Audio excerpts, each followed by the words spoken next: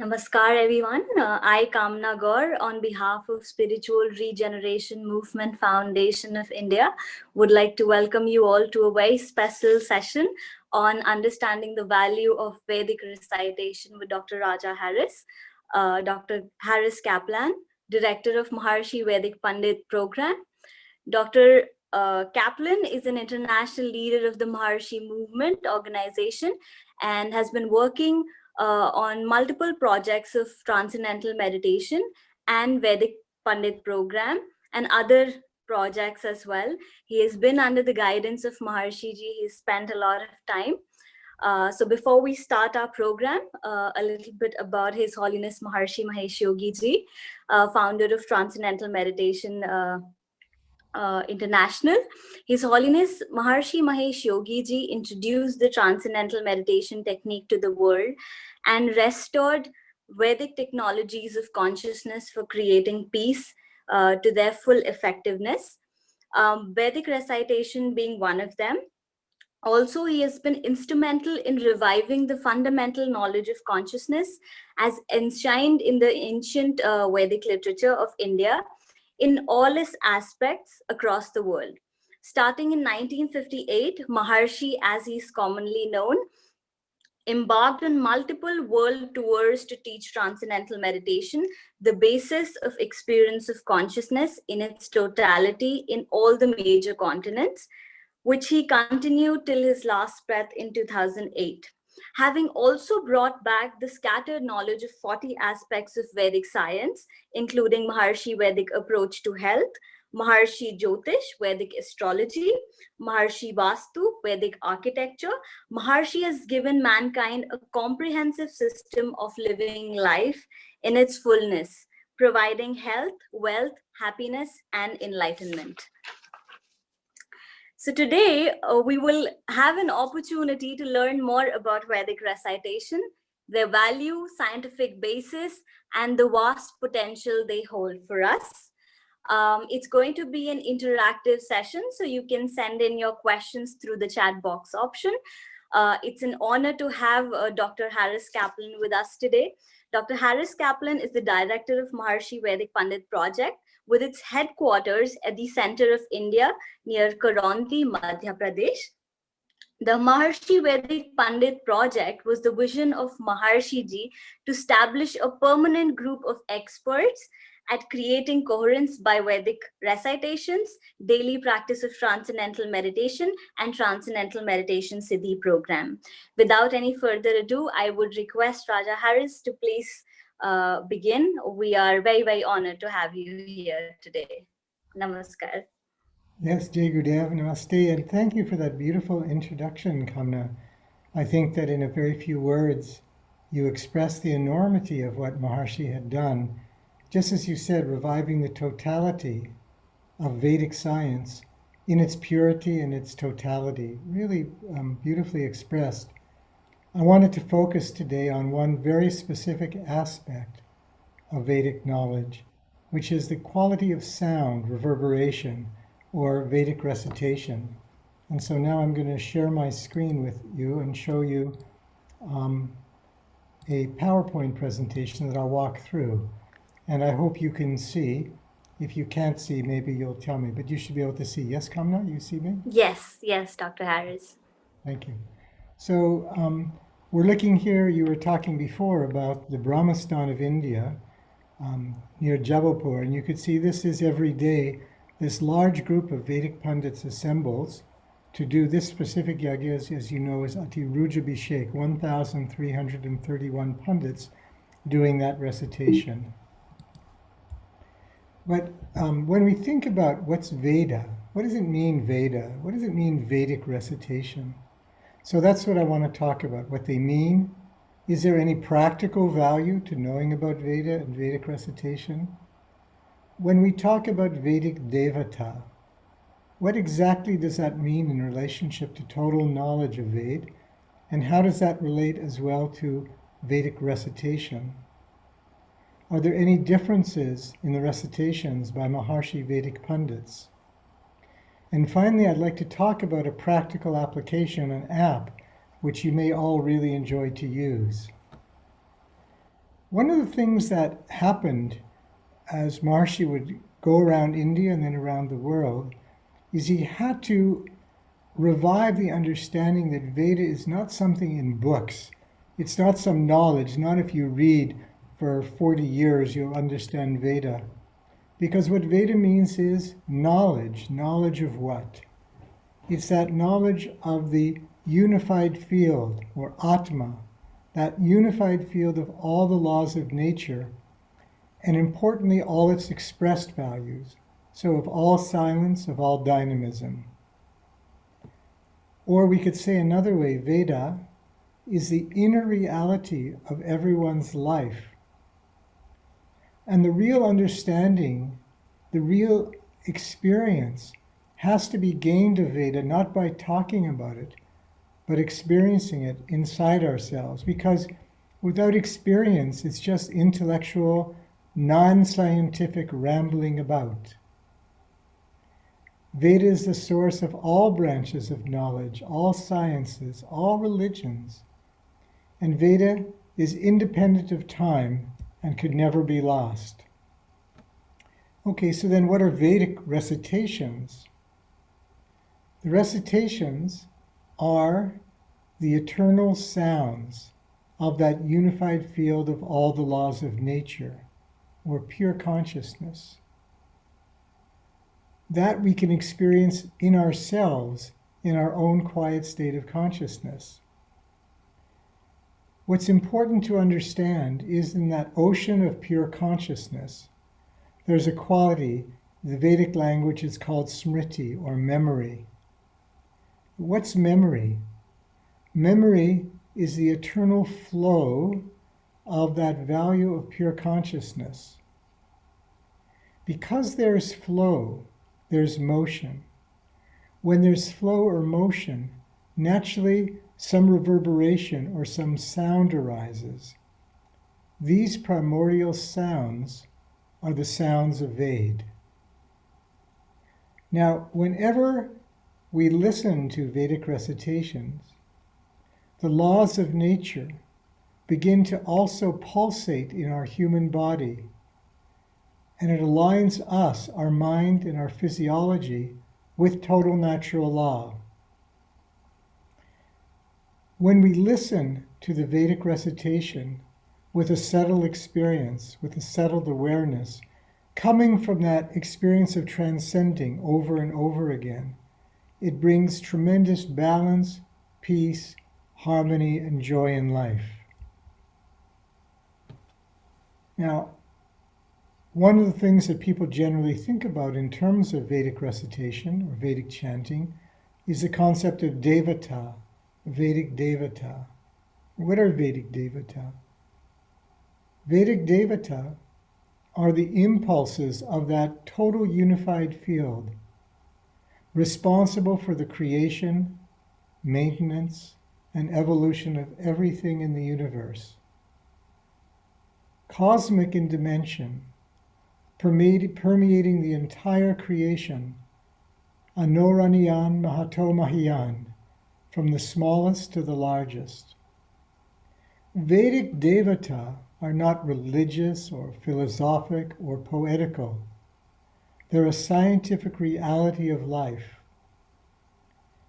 And we can understand them that just as the law of gravity has rulership over attraction between masses, in that same way, the myriad Vedic devata exercise administrative roles over every form, every function, everything in creation. So as an example, on the broadest level, the Vedic devata that administers silence is called Shiva, and the Vedic devata that administers dynamism has a name, Vishnu.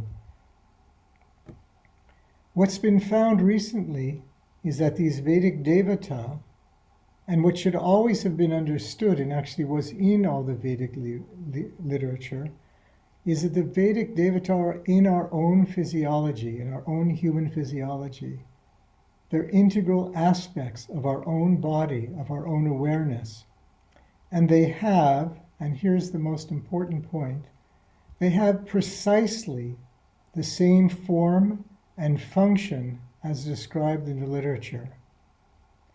That means that they're in everybody, irrespective of background or birthplace or religion. And listening to the Vedic recitations enlivens the connection between us, between the qualities of the Vedic Devata in us, with the huge cosmic counterparts. The structures and functions of the Vedic Devata have been precisely correlated to the structures, systems, and functions of different aspects of the human physiology. Remember, we're talking here about Vedic recitation, and so why is it that listening to Vedic recitation has such an enormously powerful influence? It's because, just a second. It's because the Vedic Devata are in our own physiology at every level. So here I'm going to give a few examples from this incredible book that was created by Dr. Tony Nader, MD, PhD, Maharaj Adiraj Rajaram Maharishi called him, for his incredible research into this. So I'll just give a few examples because it's absolutely thrilling to look at. If you look at the 9 grahas, we always tended to think of them as, oh, the grahas, and I'm in this Mahadasa or this, whatever. But actually the exact counterparts of the 9 grahas can be found in the cells, in every single cell.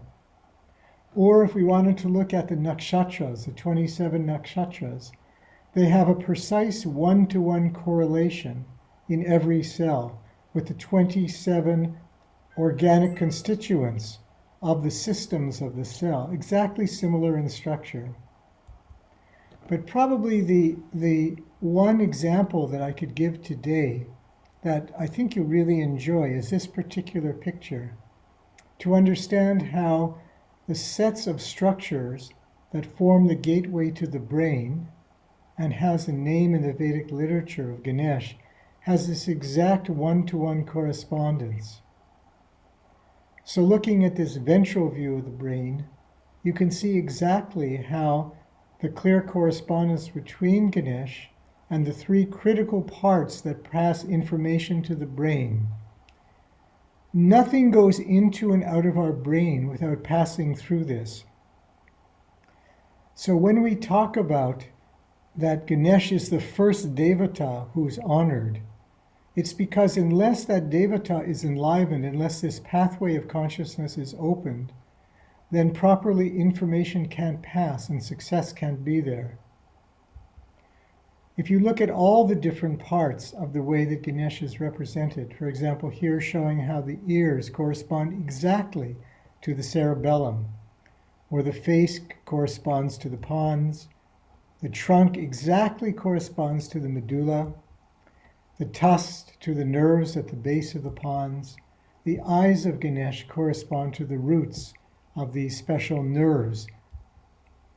So when we really come to think about this, it's quite a wonderful development to really understand that when we think of enlivening Vedic Devata, it's not that we're going outside somehow, that we're going out and hoping that something is there. It's that Veda Devata is already inside us. But what we have to do is enliven that. So just recently it was Deepavali, and on Deepavali we were listening to this beautiful tape that Maharishi had given about one quality of recitation on that day. It was a talk about Mother Divine, Mahalakshmi, located, as he said, in the heart of everyone and invoked through the Vedic recitation of her names. This talk was given on Deepavali in 1998. And Maharishi said that I'm looking forward to the day, and it's coming fast, when the medical profession will learn how to nourish the body. Certainly through the heart, there'll be typical medical procedures, but also through these Vedic names. They have their reach here and there and everywhere. Cosmic awakening within the heart of everyone through this Vedic means, the individual can become healthy. What does he do? He awakens Mahalakshmi inside and all the Devata inside. This is Vedic approach to health. Now this Vedic life is coming to dawn. Very practically useful, these Sahasranam, these 1,000 names of Mahalakshmi. It was for that reason that Maharishi created this huge program of Vedic pundits for the peace, for the health, for the affluence of the world. And overall, there's a beautiful plan for India with 48 Brahmananda Saraswati Nagars where large numbers of pundits will be doing Atirujabhishek for India and the world. And all over, including the campus that Kamna referred to at the beginning, this is looking at one small part of the Brahmistan of India, where large groups of pundits are there. And these yagyas are being done every day to enliven that connection between us, between our world, and between the total intelligence of natural law. Now, one thing that we wanted to do is, because these sounds aren't dependent upon being in the same room at the same time with the pundit, also we can enjoy and have the benefit of listening to these sounds. And so we created the Maharishi Veda app and called here Recitation Central. And we created phone and desktop versions with favorites, and you could share or download, choose by benefit or duration, and so on. So if you like, and I really, really strongly encourage everyone to go to maharshivedaapp.com. And there you can see how to subscribe to the Veda app. Or if you just search in the Google Play Store, or if you're on an iOS device on an Apple phone, you just go to the Apple Store, Apple App Store, and there you could just look up Maharishi Veda app.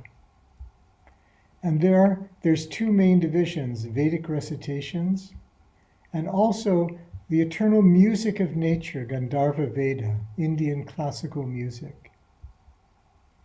Speaking about Vedic recitations, there's a huge range of recitations broken into different categories. Automatically, there's a section which is recitations for today. So Saturday has some aspect of natural law which is more lively.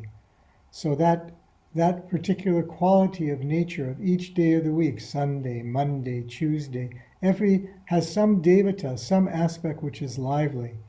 And so recitations automatically come up for that. Or, for example, on Deepavali, automatically recitations come for Deepavali. Then there's sections for featured Vedic recitations, Samaveda, Mother Divine Devi recitations, full recitation of Bhagavad Gita, and also to enliven the 40 aspects, the first and last sukta of all 40 aspects of the Veda and Vedic literature. Or if you like, when you go on the app, you can choose by different traditional benefits which Vedic recitations enliven. For example, there's qualities of purity which are associated, for example, with Ganga, with the quality, the flowing nature of life, or energy, or Hanuman with dynamism and so on. So one thinks, what benefit am I looking to gain? And one could choose by that 21 different categories of benefits. Or one could search by Devata. If one has some feeling, I'd like to listen to this, one could look by that way. Or I only have now 15 minutes. So what recitation can I listen for that? And you could choose favorites as well. Once you have something, say supposing you like Vishnu Sahasranam, you just save it to your favorites and can listen when you like. In the 85 featured Vedic recitations, it's a huge treasury of Vedic sounds. And just like that, in the Devi recitations, 24 different beautiful recitations, Devi. Or it's like that, we talked about Samaveda or Bhagavad Gita, both the full recitation of the 18 chapters, and also, and this I just recommend for everyone, Maharishi's translation and commentary on the Bhagavad Gita. It's so absolutely thrilling. So this is what the Maharishi Veda app looks like. These are a couple of different screenshots that Arlene and I have taken, my wife Arlene, who's been hugely involved in creating this app and everything we do. It gives you a sense. Now also, mostly with people outside of India, I think everyone in India mostly uses cell phones, but a lot of people still use their computers. So with Arlene and with our team, we created, this is looking at the different shots of the screen grabs of the desktop version.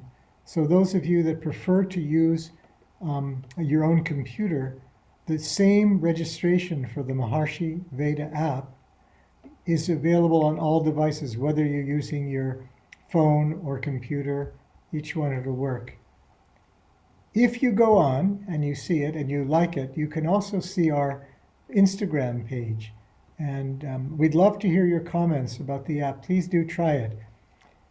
We had two big goals in creating the Maharishi Veda app. The first goal is we really wanted to make sure that this enormous treasury, the heritage of India, this Vedic sounds, is available for everybody. And especially during these days with the COVID crisis, these sounds, whether it's Mahamrityunjaya mantra or whether it's Vishnu Sahasranam, or so many beautiful sounds, we're trying to make them as available as possible so people have that blessing of connecting to that nourishing, protecting value of natural law. And our second goal was that we want to create permanent support for the Vedic pundits. Now, I'm speaking today just to India, or mostly the people are from India, where we created a special lowest price for India. The first month for the app is free, actually. But after that, on the advice of Alok Srivastava and others, we decided to create a very low special price for India, 99 rupees a month. And the idea was that India people most appreciate this Vedic knowledge, and we wanted to make it widely available. And in the rest of the world, they pay about $4 a month. So still we kept the price very low so that as many people as possible could join it, but also that we would bring some support for our dear Vedic pundits all around India. Finally, I just would mention about the Gandharva Veda. There's beautiful tracks, sitar, bamboo, flute, like that. All these different categories of that beautiful quality, which you'll really enjoy as well. All of this really is the incredible work of Maharishi Mahesh Yogi. It was really his gift of making sure that the heritage of India, that timeless, most precious quality of life, is available. And so it's always our joy to remember that and say Jai Gurudev, and thank you so much, Maharishi, for making this available for all of us. So with that, I will stop my sharing and see if there's any questions. Thank you very much for listening to this presentation on Vedic recitation. Thank you so much, Raja Harris. That was a very enlightening session. Just a few main points before we move on to the question and answer session.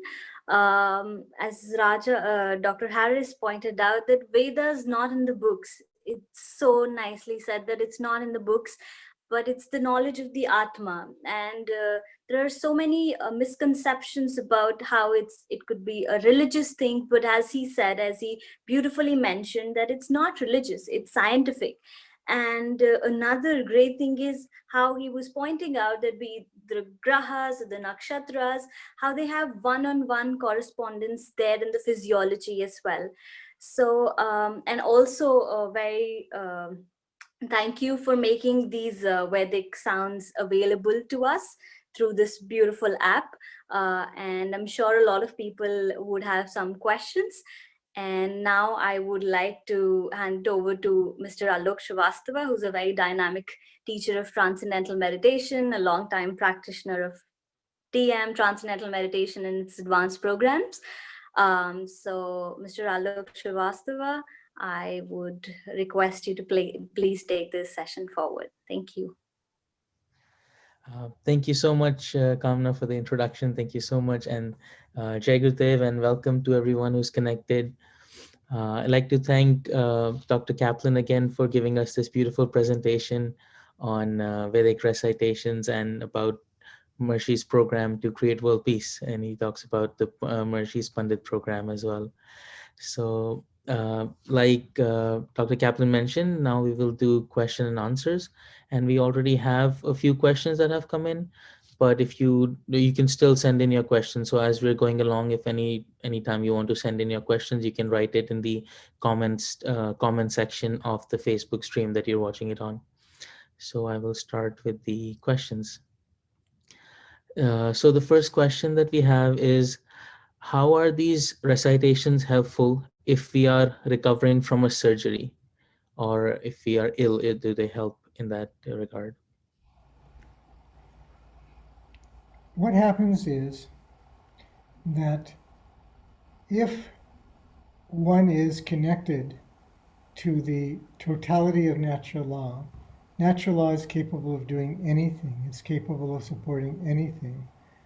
The degree to which we're connected ourselves to the source of life has the greatest chance for us to have the benefits of that. It's just like if someone shows up, for example, at a concert, and they find out that there's a chance they've been put way up in the balcony and they want to sit in the first row. And they find out that there's some people that haven't come, and they would just have to come up with 5,000 rupees to be able to buy that seat. And they really want to take their wife to a great concert. For the poor person whose bank account is small, it's a pinch, it's a problem. For the person who has that connection to a big bank account, then he feels so excited. He can tell his wife, "Come on, sweetheart, I'm going to take you to the concert and I've got you these great seats." The ability to have connection to that enormous reservoir of what qualities? Of creativity and intelligence, Atma. The degree to which we connect the individual to that, ourselves to that, our own awareness, our own body, has the greatest chance to be restored. Second principle of this is, the basis of healing always is in the rest of the body, the ability to take rest.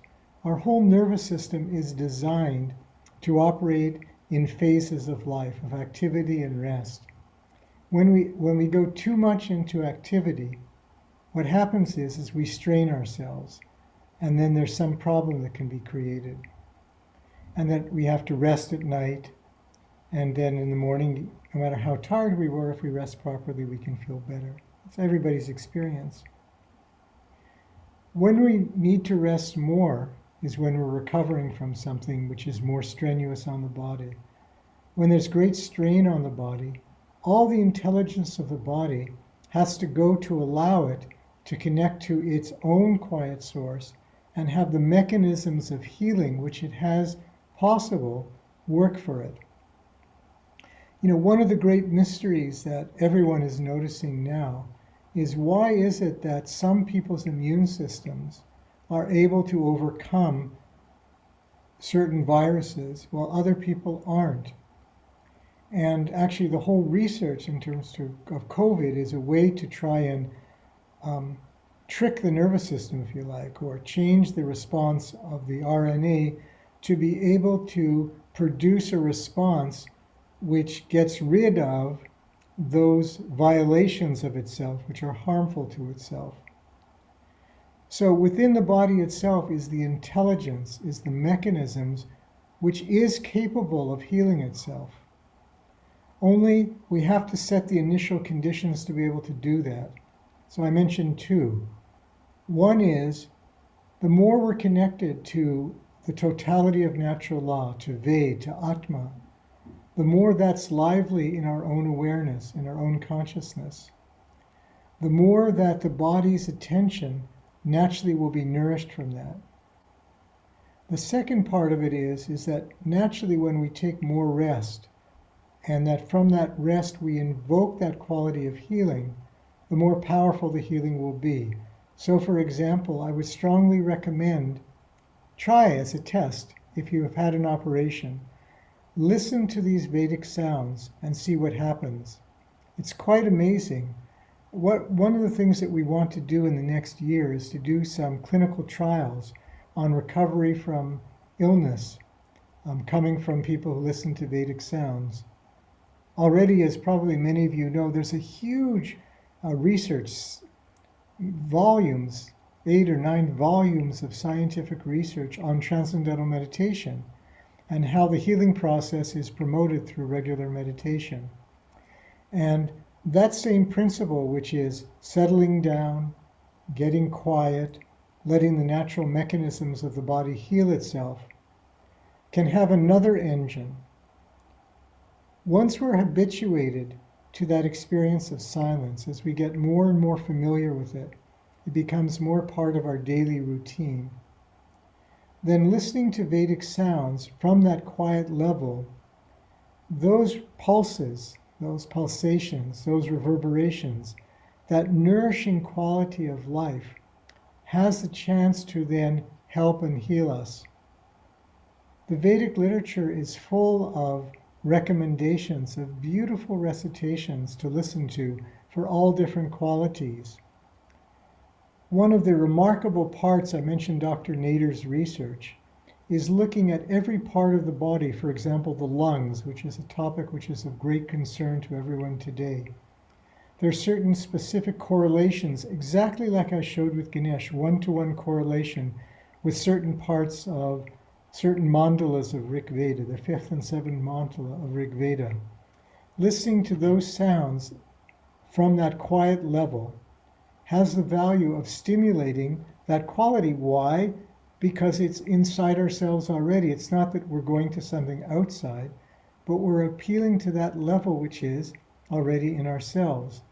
So like that for, we always think people talk about the heart of Mother Divine. So that listening to the beautiful sounds, as Maharishi said about Mahalakshmi, Sri Sukta, or Mahalakshmi Ashtakam, you notice that there's a different experience listening to that in terms of how we feel than different other recitations. So what I would recommend is you become your own scientist.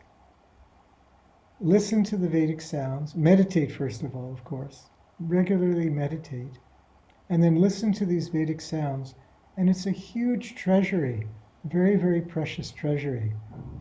So I hope that answers your question. It's a beautiful question. Thank you. Thank you, Dr. Kaplan. Very beautifully answered as well. And like you said, that if we give our body a chance to, then the self-healing qualities of the body start to function and start to heal.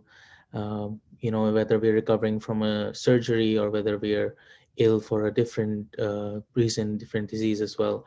And we do that, like you said, by two things. The more connected we are to the self, the more established we are in the self, in the atma, like you said, and rest, of course, by giving body rest. So thank you, beautifully answered. And I think you also answered part of the next question, which was that what is a good recitation to listen to when you're ill? So I believe it is, like you mentioned, different for different parts of the body and different aspects of the body. But maybe you can speak about it a little bit as well. One of the most fabulous parts of life is this understanding that on the one hand, there's this unbelievably complicated thing that we call a body, on the one hand. When I say unbelievably complicated, imagine when the first people looked into a microscope and instead of finding out that the skin is one continuous level, actually it turns out that there's huge space between all the different parts of the body on the skin level. In the cell is not one thing. The cell has within it different qualities. And all that is moving and pulsating. There's neurotransmitters, neurohormones that are going on all the time. While you're listening to me, sound is coming into the ear. There's a pulsation occurring in the different parts of the ear. Impulses go up to the brain. The brain processes it. Thinking is going on. But at the same time, you might think, I'm thirsty. I'd like to have some glass of water. This incredible variety, this enormous, enormous variety of life is going on all the time. It's one quality, this eternal dynamism of life, infinite, huge, huge dynamism of all different kinds. There's another quality, and that's absolute stillness or silence. The great discovery, as Einstein said, of our time is that the universe has a silent basis to it. It's when you think about it, it's imagine 200 years ago, the people just trying to make enough money to live or farming or something, that incredible pressure of just life and average lifespan may have been 35 or 40 years. So if you'd say to someone, well, actually underlying this is an internally quiet, unified field of all the laws of nature, which you can experience inside yourself, unless you were lucky enough to be in India, you would not know that's the case. That silent value, contacting that, because it's the source of all the expressions of natural law. It's the eternal silent source, exactly in the same way that a wave of an ocean is nothing other than the depth rising up from the totality of the ocean. There's no such thing as a wave without the ocean. In that way, there's no way for the dynamism of life to pulsate or to move unless it has its connection to its own quiet base. So if we want to solve any problem of any level of dynamism, the problem is I don't make enough money. Problem is I feel grumpy today. Problem is, how do I subscribe to Netflix? I really want to see that movie. Problem is, I feel some kind of little bit of pressure in my head. All those different dynamisms, all those different kinds of enormity of this huge universe has to be captured, gained, by first capturing the silent source. It's not possible for anybody to say, for every possible condition, health or wealth or relationships, whatever it is, it's not possible to say, this is the one thing for this or that. One would have to go through every possibility. But what we can say is, what are the general principles to answer it? The first general principle is yoga stakru karmani. This beautiful, beautiful, from second chapter of the Gita, instruction from Lord Krishna to Arjuna, when Arjuna said, boy, do I have troubles, I'm not fighting, this thing's a mess, forget about it, I'm going home. And the advice from Krishna to Arjuna is what? Nistra gunya, go without, forget the three gunas, just a second, go beyond that.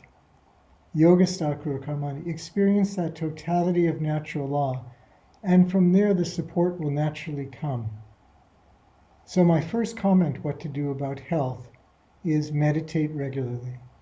Be really regular on the meditation. Treat it like it is, which is the most important part of the day. Just give time to it.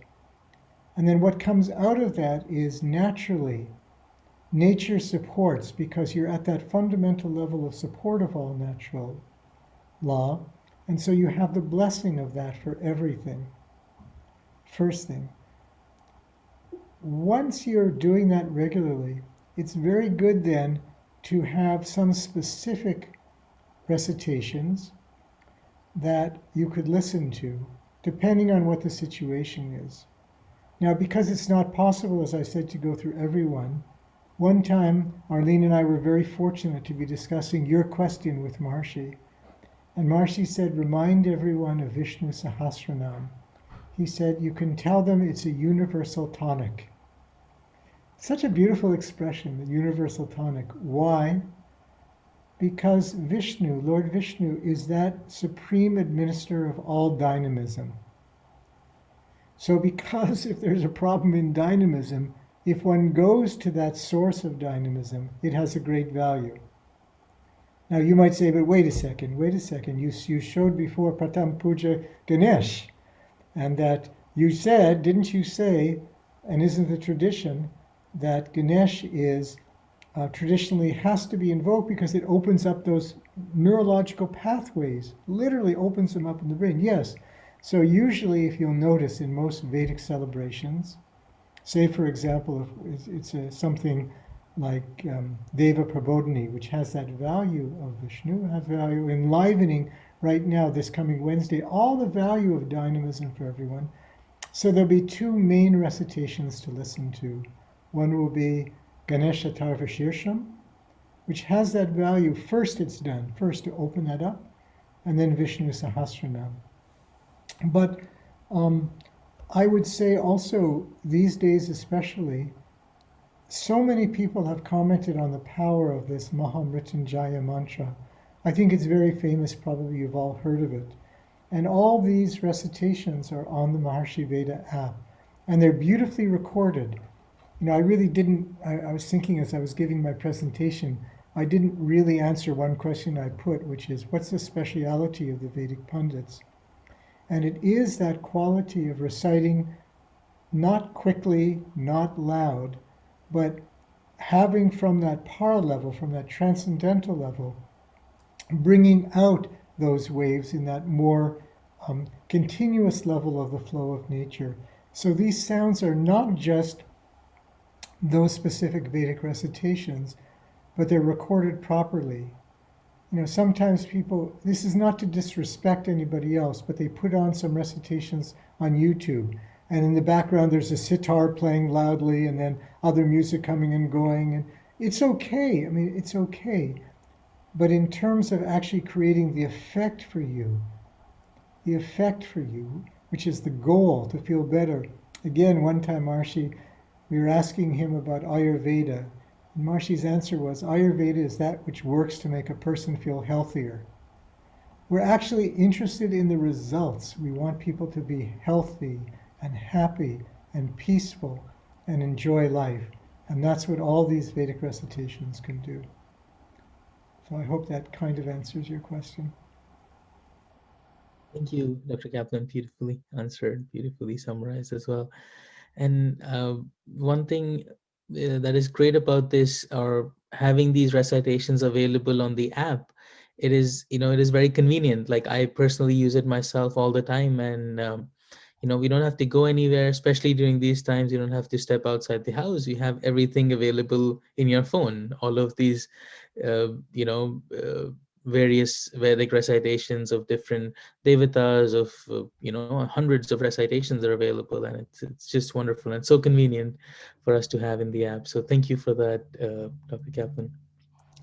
And I will go on to the next question, which is a very interesting question. It is it helpful to listen to these recitations even if I don't understand the meaning of the recitations? It's a great question. It's very helpful. It's more helpful to listen to it if you don't think you understand the meaning. Because when you're understanding, thinking about the meaning, what's engaged, what part of us is engaged, the intellect. But the intellect is not the level on which the value of the recitation comes. It says in Rig Veda that the hymns of the Veda, Richa Akshare, Parme Vyoman, where are they? They're in Parme Vyoman. They're beyond speech. They're beyond the intellect. Yasmin Deva Divishe Nisheduhu. That's where the Devatas reside. They don't reside on the intellect. And then the verse goes on to say that he who doesn't have that experience, what can the Vedas do for them? The person who spends his time thinking, now I'm a Vedic expert because I can analyze this and I compared this to this, he's not experiencing Veda. Veda is total knowledge, that silence, peacefulness, along with the totality of dynamism. I think it's a huge advantage not to understand or not to think you understand, but where you will understand it is by the experience. When you listen to the Vedic sounds, it's not, the effect of the Vedic sound is not because you go, aha, now I understand Vishnu's 25th name is this quality, and so this I understand. It's that you start to feel better, you start to feel deeply peaceful. You start to feel in the middle of dynamism absolute silence at the same time. You start to live life from that fullness of inner life and fullness of outer life. That's the glory of Veda. You know, at the end of every yajna, there are these beautiful Upanishadic, generally, shlokas which are recited, one of which is that Purnamada Purnamidam Purnamudachyate. What does it mean, Purnam Ada? It means that inner value of silence is full, that quality of in the Vedic language. Purnam Idam, E means dynamism, quality of dynamism. That inside myself, I'm completely unbounded and peaceful. And outside, I don't lose that value to the dynamism. And also, I don't lose the dynamism for the silence. It's not the case that as one grows in consciousness, one regularly is meditating more and more years, that dynamism goes away. We want to be more enjoying, more dynamic, more appreciating the enormous glory of this creation. So it's not by restricting the Veda to the intellect, it's a way of killing the Veda, really. It's a way of losing the whole value. So I love your question. It's absolutely not recommended to study the Vedic recitations in terms of understanding the meaning. It's to have the experience of quietly listening to the Vedic sounds and then enjoying the great glory of life.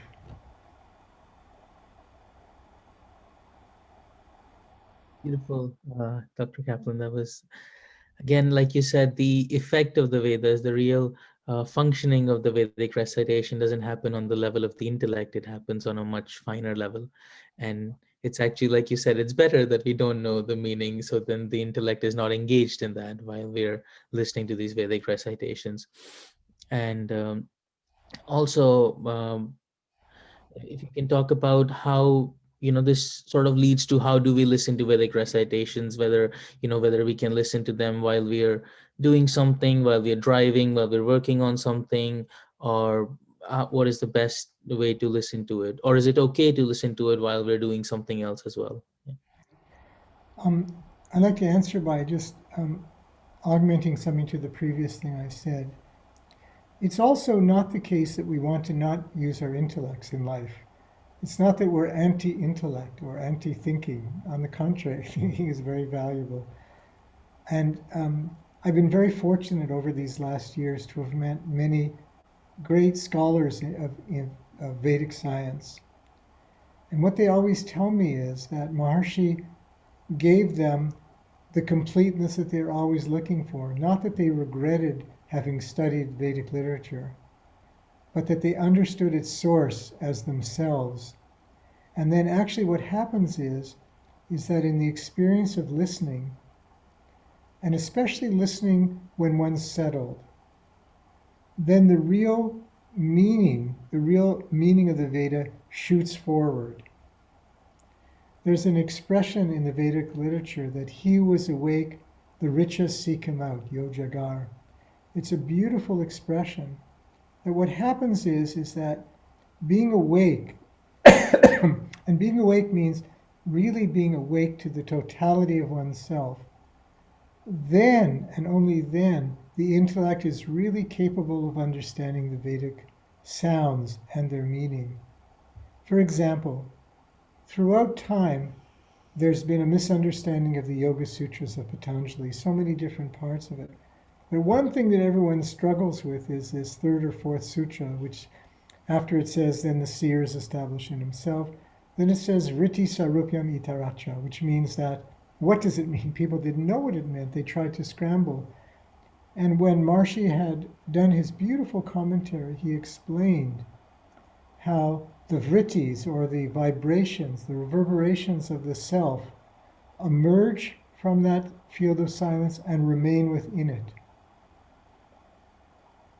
Now, unless one's had the experience of transcending regularly and seeing what peace is, why that sutra follows directly after the sutra which says, then the seer is established in himself.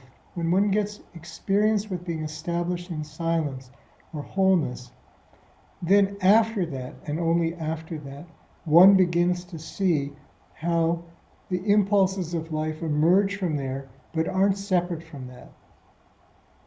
Okay, well, why am I saying this long answer in the context of the question you asked? Because you can listen anytime to the Vedic sounds. You can have, for example, quietly in the background in your home, you may enjoy to have that influence, say, you appreciate Vishnu Sahasranam, supposing. No harm, and there's some sweetness in having listening to it quietly in the background.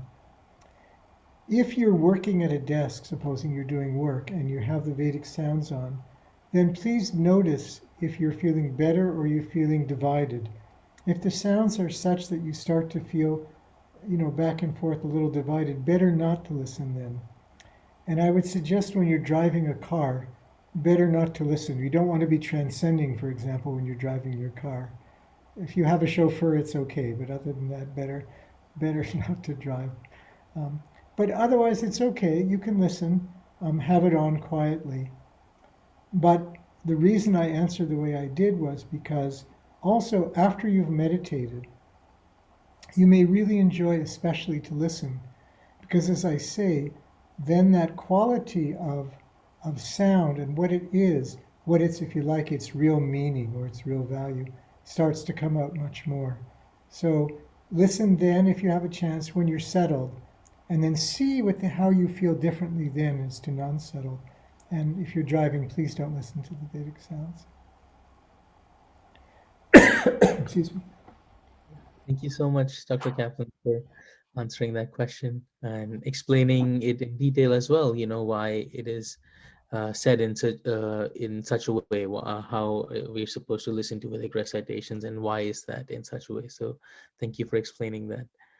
And I'll move to the next question. There are two questions which I think I can ask you together. The first one says, is there any specific time to listen to specific recitations? And the other question was, what is a good thing to listen in the morning on waking up? So, if you could. Right. It's one of the great charms of the Vedic literature, I find, or Veda, is its enormous scope, and that absolutely time and place both have very specific values. The Vedic tradition is very rich, for example, in the concept of specific places, specific qualities of place and time. So when we think of places, there are certain locations which are Jyotirlings or Shakti Peeths, where certain qualities of nature are more lively and therefore more accessible. So the tradition throughout time in India has been for that value, for having that value of Mother Divine, say. There are some beautiful places to go where people say, for some reason at those places, I've noticed I have some softness or some feeling of that connection of myself to that enormity of the nourishing and nurturing value of Devi. Like that, the Vedic calendar rejoices in its seasonal celebrations, and that Mahalakshmi falls on some time. Say this we're having this week, this Deva Prabodhini comes, or the day of Kartikeya is coming up in a few weeks, like that. And in each one of those, or Hanuman Jayanti we just went through, or Dhanvantari, the quality of health, at those times, answer that specific question, at those times, some aspect of natural law is more accessible. And so if we're alert to those times, it'll be good to listen to those recitations at that time, because already nature is more accessible. It's like when a child comes home and the mother is there, there's a better chance of her making a sweet for that person to eat. Just mother is more accessible. So knowing your friend says, you want to go to my house now, and you say, I'd like to go to your house. I'll go a little later because my mom is home right now and she's more accessible. I really like her ladus. Please, can we go in half an hour? Half an hour she won't be there. Like that, at certain times, different qualities of that enormity of total natural law are accessible. So Saturday is a different quality in that cycle. And then during the whole month, there are different days in which different Devata qualities are more lively. And then during the year, there are different times when they're more lively. Of course, during the day itself, there are times which are more lively for different recitations. And also on the Veda app, even for Gandharva Veda, you'll notice that there are certain traditional ragas which are recited at this time or this time or this time. And that's how the app automatically organizes it. Because when the sun is coming up in the morning, then that's one quality of nature which is rising. Energy is coming up in a certain way. And then at nighttime, there's a different quality. Full sun, noon is a different quality. So different qualities of different times of the day. On the Veda app itself, already automatically, as I mentioned, the very first of the categories of the Veda app has recitation for today. And so, for example, today being Saturday, there are a series of recitations for today. And if this day happened to be Deva Prabodhini, in addition to that day recitation, there will also be 3 or 4 recitations for that time. So yeah, absolutely. I mean, this knowledge of total natural law means total natural law. So the recitations will absolutely, because the devatas will have some influence based on that specific time of the day, of the month, of the year, there are some that are more accessible and therefore to derive the benefit from them then. Thank you so much for that answer, Dr. Kaplan. How you explained that different times of the day as well, and different days of the month, and different days according to the Vedic calendar, all of these correspond to different expressions of natural law being more accessible to us, being more available to us. And if we listen to the uh, the supporting Vedic recitation at that time, it has a greater effect, has had a greater experience for us as well. So thank you. And how you mentioned also that you mentioned that it's available on the Maharishi Veda app, like on the first column that you'd see recitations for today, which are suitable for today. And in Gandharva Veda, it automatically selects the time of the day which you are in and shows you this corresponding Gandharva Veda to listen to. So thank you. So I think we are pretty much done with the questions. There is one last question that I would ask you, and then we can move on to move along with our session. So this is the one. It's also a very interesting question. It is, what is the difference between this, as in Vedic recitations, and bhajans or doing puja, performing puja? So if you could shed some light on that. So Vedic recitations has one word in it, Veda, and it's that eternal value of natural law, that timeless value of natural law. It's a different thing. It's the actual reverberations of natural law itself. Remember that one of the very first slides I showed, I talked about that in that field of Atma, in the field which is physics knows as a unified field of natural law, it first was thought that it's a field of complete silence. But now there's an understanding that there's dynamism along with silence. And not just that, but the dynamism is silence and the silence is dynamism. This is really the knowledge of Brahma Sutras now, finally coming out to be a scientific reality. So the Vedic sounds, the sounds of the Ved, these 40 aspects, Rig Ved, Samaved, Yajurved, Atharvaved, then Vedangas, Upangas, Upavedas, all the different qualities of the 40 aspects of the Ved and the Vedic literature are not man-made. They're the actual sounds of nature itself. One way to think of it is when you go to the ocean has some movement within it. We could look at that individual wave coming up and down as nothing other than a movement of the whole ocean. And the movement of the ocean there is a movement of the ocean here, because everything is correlated with each other. So being able to become familiar with that totality of the ocean means you know how the whole thing works. Or as a physicist once said, when you really understand the unified field, a tickle here means a laugh way over there.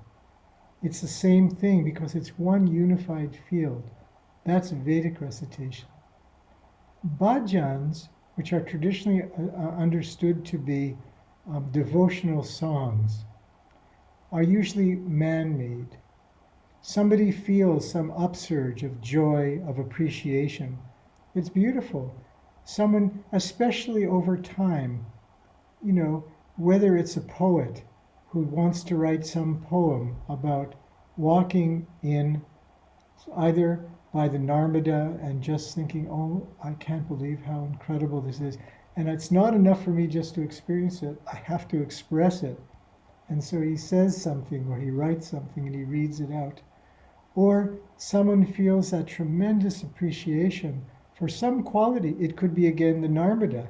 It could be that someone goes by the Narmada and goes, it said the Narmada is that holy river, so pure that just seeing it one gets blessings.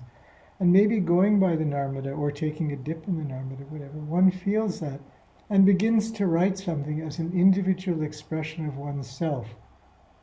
It's beautiful. It's wonderful. The only thing that I would caution us all to remember, to really remember, is that it's a different quality. It's not that devotion creates more devotion. It's that the experience of silence creates the ground on which devotion grows. It's not that if one memorizes a bunch of bhajans, one will become more appreciative of that quality. It's that if one becomes very familiar themselves with their own silence, then it's impossible for one not to then want to express it more and more and to appreciate the great glory of life in which we live. And not just that, and here's something so wonderful, but that the Narmada comes to us, so to speak. What do I mean by that? In one lecture some years ago, Maharishi was talking about this point, and someone was asking about, I have that desire to see that Devata or whatever Devi, whatever I want to see it. And Maharishi said, what happens is, when one becomes so familiar with a painter, one goes and every day looks at a painting, goes to a gallery and says, I can't believe this quality and that quality in the painting. It's just so beautiful. I'm just overwhelmed. And then next day they come back, next day, and then the news goes out to that painter and says, now in Delhi at this museum, there's someone who goes every day and he's just appreciating it. Naturally, what happens is that painter wants to go and find out, who is this Alok Srivastava who's appreciating my painting so much? In that same way, there's a reciprocal relationship between Devata and individual, because the connection is the most intimate connection that there is, because Devata is nothing other than ourselves. So the fulfillment of bhajans is going to come from the experience of Atma lived every day. And then really the glory of bhajans will be there. And that's why listening to Vedic recitation after meditation or in addition to meditation is very powerful, because it's constantly stirring that appreciation. And then when that appreciation is stirred, naturally it gets lived in life. Just like when you go to bed tired and maybe a little bit grumpy, supposing, and then you have a really great night's sleep and you wake up the next day and you see things in a completely different light. It's then that you can appreciate maybe what someone was trying to do to be a friend to you, whereas the previous night it seemed unfair. In that way, by doing regular program, regular meditation, and then having that quality of Atma enlivened by these Vedic recitations, what happens is that whole joy of life comes up much more. And I think you'll enjoy those beautiful bhajans even more. Jai Gurudev. I think I've gone over time. I hope I haven't talked too long. So. No, that's completely all right. I think everyone is really enjoying listening to it. So, and beautiful answer to the question, Dr. Kaplan, how you explained that I personally like this point, how you explained that the bhajans are an individual expression and the Vedic recitations are sounds of nature, as we say, or the eternal sounds of nature. So, wonderful distinction between the two. Thank you so much for that. So, like I said, that was the last question. So we have completed our Q&A session. Before we move on to conclude our session, any final remarks from your side, Dr. Kaplan? Anything you'd like to say before we end our session? Thank you so much, firstly. Oh, no, it's my pleasure. No, there's nothing I'd like to say other than please stay healthy. Um, this is, delicate time that I wish I was. Usually this time of year I'm in India. We miss it very much. My wife Arlene is sitting next to me. If you think I'm missing it a lot, she's missing it even more. And just connecting to everyone is a great thrill. It's an honor for me to connect. The greatness of the Indian tradition, of the Vedic tradition, is without peer in the world. And so it's a great joy for me. It's a bhajan for me to speak about all this. Thank you so much for giving me this opportunity. And with great love and great respect from Holland, Jai Gurudev. Jai Gurudev. Thank you so much, Dr. Kaplan. So now, firstly, I'd also like to mention that Dr. Kaplan talked about meditation several times in his talk, and we want to just mention that if you want to learn meditation as taught by Maharishi Mahesh Yogi, transcendental meditation, then the information for that, the website and the phone number is available for you in the comment section of the Facebook. And so if you'd like to learn more about it, then you can reach us there. Thank you so much.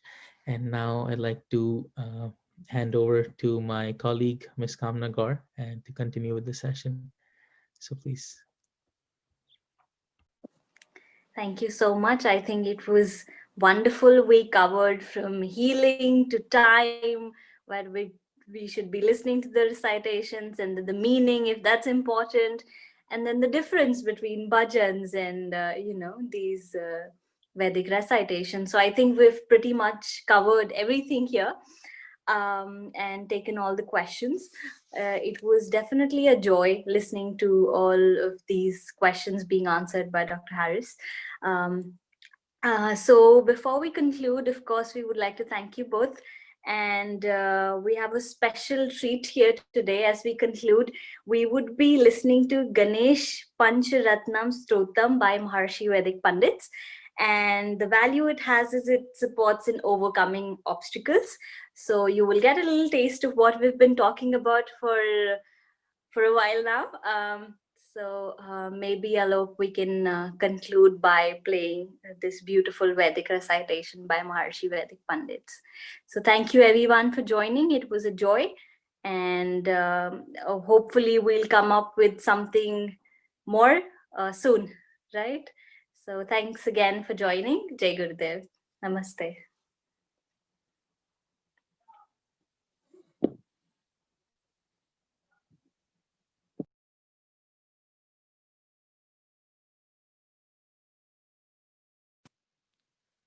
अथ श्रीमहागणेश पञ्चरत्नस्तोत्रम्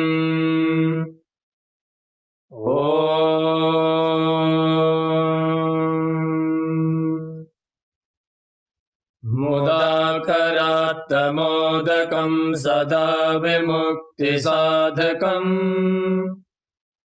कलाधरावतंसकं विलासि लोकरक्षकम् अनायकैकनायकं विनाशिते भदैत्यकम् नताशुभाशुनाशकं नमामि तं विनायकम् न तेतरादिभीकरं नवोदितार्कभास्वरम् नमःसुरारिनिर्जरं नताधिकापदुद्धरम् सुरेश्वरं निधीश्वरं गजेश्वरं गणेश्वरम् महेश्वरं तमाश्रये परात्परं निरन्तरम् समस्तलोकशङ्करं निरस्तदैत्यकुञ्जरम् दरेतरोदरं वरं वरे भवक्त्रमक्षरम् कृपाकरं क्षमाकरं मुदाकरं यशस्करम् मनस्करं नमस्कृतां नमस्करोमि भास्वरम् अकिञ्चनार्तिमार्जनं चिरन्तनोक्तिभाजनम् पुरारिपूर्वनन्दनं सुरारिगर्वचर्वणम् प्रपञ्चनाशभीषणं धनञ्जयादिभूषणम् कपोलदानवारणं भजे पुराणवारणम् नितान्तकान्तदन्तकान्तिमन्तकान्तकात्मजम् अचिन्त्यरूपमन्तहीनमन्तराय कृन्तनम् हृदन्तरे निरन्तरं वसन्तमेव योगिनाम् तमेकदन्तमेव तं विचिन्तयामि सन्ततम् महागणेश पञ्चरत्नमादरेण योन्वहम् प्रजल्पति प्रभातके हृदयस्मरन् गणेश्वरम् अरोगितामदोषतां सुसाहितीं सुपुत्रताम् समाहितायुरष्टभूतिमभ्युपैति शोचिरात् ॐ